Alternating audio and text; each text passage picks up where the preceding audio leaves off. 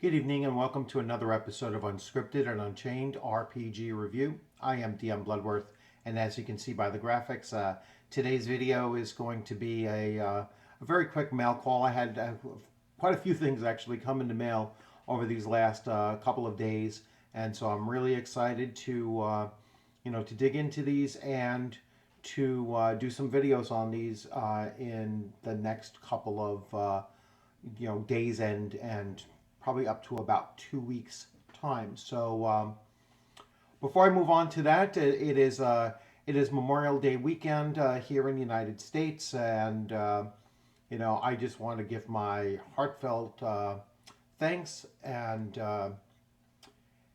appreciation for those who have who have served and gave their gave the ultimate sacrifice. That's what Memorial Day is. Very different than Veterans Day, so it's a distinction that I think is often lost. So, to my father, who is a World War II veteran, who passed away several years ago, and to all of his brethren, um, regardless of what war they fought and passed away in, or any of our allied countries and their soldiers and airmen, sailors, and such. So, once again, a heartfelt thank you and deepest appreciation for those who have sacrificed to give us the freedoms that we enjoy and sometimes take for granted. So, without further ado, let's get right into the mail call. So, one of the items that I was really happy to pick up over this over these last couple of days was I finally found on eBay the Best of Dragon magazine, a complete bundle of all five issues. So this is the revised volumes 1 and 2. And it's been decades and decades since I've actually looked at these. So and I'm really impressed with the quality of them in particular. So I'm really looking forward to doing a video on each of them. So there's 1 and 2. Now I got these for $70, complete. So that's shipping and handling, tax. $70. So getting all five and in the condition that they're in, I'm really happy with what I got. I mean, number 2 here, it's practically brand new. It's just amazing what quality this one is in. Now, of the 5, this is the one that I remember the most. Unfortunately, there's a sticker on it, but it's still otherwise in really good condition, and these are pretty easy to remove as well. What I liked about this one was that this was the introduction, I guess, for us of my gaming group at the time for the non-human deities, and I was playing at this time period a halfling thief, and so having access to the halfling deities, came in a good deal of use for me and for the rest of my group. So very happy to get that, and like I said, it's in really good condition, considering these go back to 1983 through 1985 or so. So this is the Best of Dragon number 4, and like I said, I will do a near complete read through of some parts of it, and certainly a complete flip through of each of these volumes. Yeah, nothing right now is sparking any memory of this one here. And then the final, The Best of Dragon Magazine, Volume 5. And I will go through this. We have Firearms by Ed Greenwood. Let's see, Instant Adventures by Michael Kelly. Modern Monsters, Many Coins in the Coffer.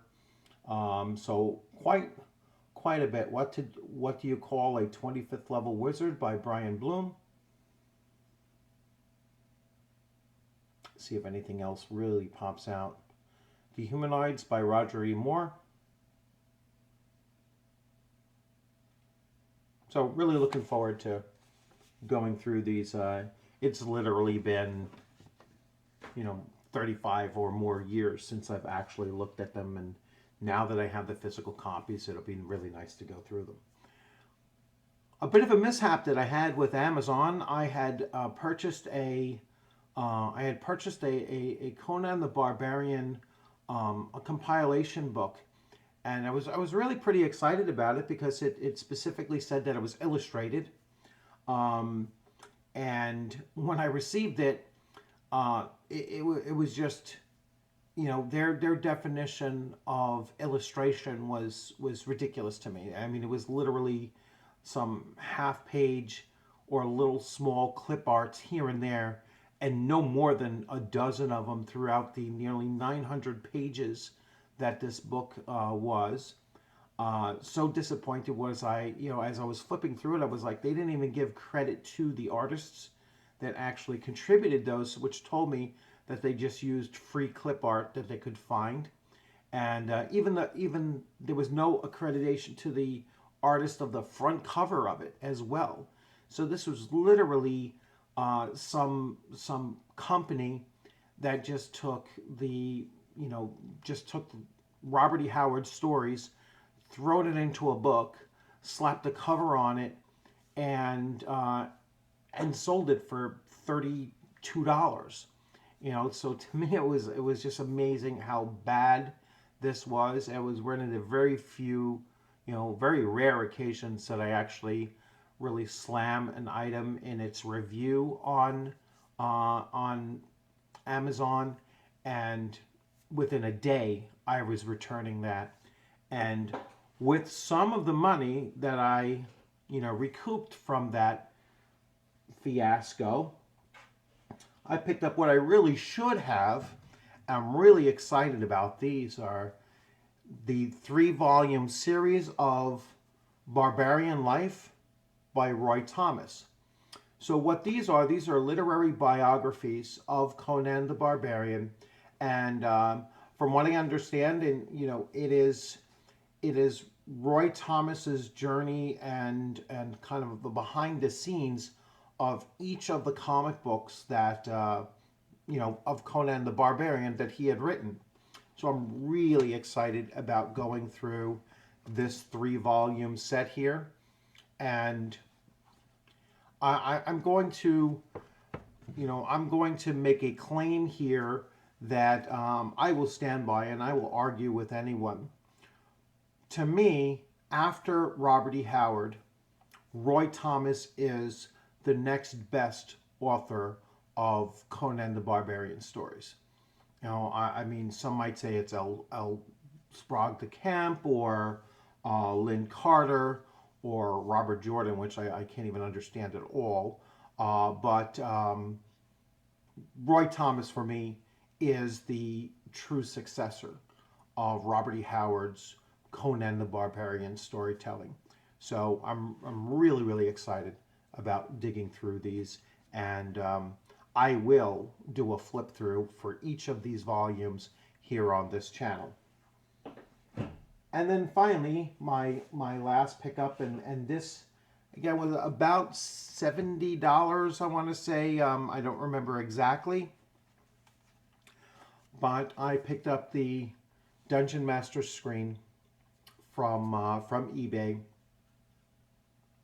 REF number 1, so reference number 1, and the inside page is the player character ability summary. So we have this here, and then there is the Dungeon Master screen, and it is in pretty good condition. There's no writing on it. There's no there's no markings at all, and it's pretty solid, and it's obviously complete.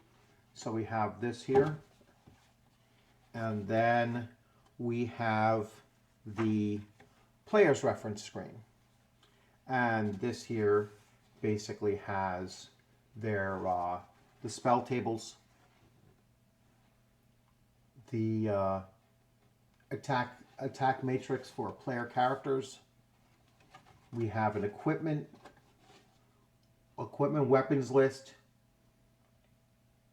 and monetary systems, basic equipment and supply costs, miscellaneous equipment. So yeah, I was debating back and forth whether to get the original first edition Dungeon Master screen, but when I saw this and I saw that it was complete and it will still function the same way, it really does complete my first edition collection, and so I'm happy to have picked this up. So I will definitely be using that for my next Advanced Dungeons and Dragons first edition game. So once again, thanks for joining. I hope you enjoyed these these quick little looks at some of the videos that are going to be coming up over, like I said, the next couple of days and weeks. I haven't decided which one I'm going to start off with. Probably the Dragon magazines, because that was what I'm just on the verge of getting through the first one, and I'll probably launch with that. It'll take me some time to do a read through of Volume 1 of Roy Thomas's Barbarian Life, so that will probably come second or possibly even third in the next series of videos that I do. And the Dungeon Master screen, I probably won't even do a video on that at all, unless I'm doing it as part of a preview for my next campaign of first edition Advanced Dungeons & Dragons. So once again, thanks for joining. Please give the video a thumbs up. If there's any comments that you want to leave, please leave your comments in the comments section. And I also just recently, very, very rare for me to block somebody from the channel, and but that was only after that individual already removed his or her posts to begin with, so I'm not that much upset about it. But if you're going to comment, I don't mind negative comments when you come in and you say, well, you know what, I don't think that you did this right, or you could have you got this wrong in in your interpretation of some rule, or your sound quality needs to be improved, or something along that line, something somewhat constructive. But when there's attacks, basically saying, your presentation is bad for the OSR, or you're toxic to the community, which is, the OSR community in particular, really hits me like, well, what are you talking about? My channel is, very, very supportive of the OSR movement. I mean, that should be pretty obvious.